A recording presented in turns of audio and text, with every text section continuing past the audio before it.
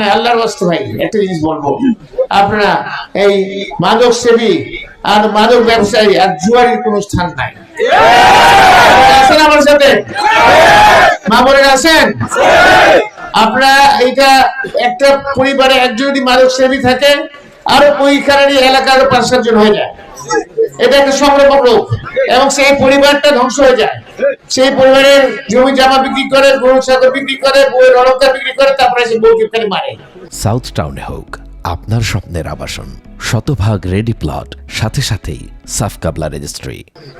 বউকে খালি আর মারে পিটায়, একটা ধ্বংস, পরিবার ধ্বংস হয়। বাবা মা কিছু করার থাকে না, বাবা মাকেও মারে।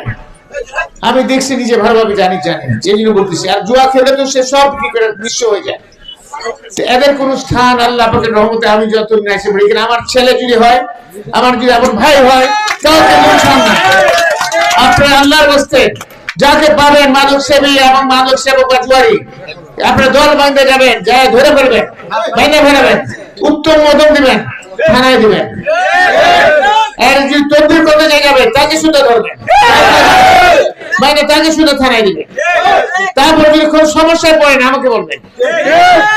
আমরা যদি এই কাজটা করতে পারি, যে মাদক সেবী বা জুয়ারি তার বাপের কাজ করলাম না, তার পুরো পরিবার ভালো হয়ে যাবে না? তার বাপ যে কষ্ট করতে পারে সে কাজটা তো আমরা করে দিচ্ছি, ঠিক কিনা? পুরো পরিবারকে বাঁচাই দিচ্ছি আমরা। সুতরাং আমরা এই কাজটা করি, এটা সামাজিক আন্দোলন আমাদের, এটা সমাজ করবে, আমরা করবো, আপনারা করবো, মিলিত ভাবে করবো।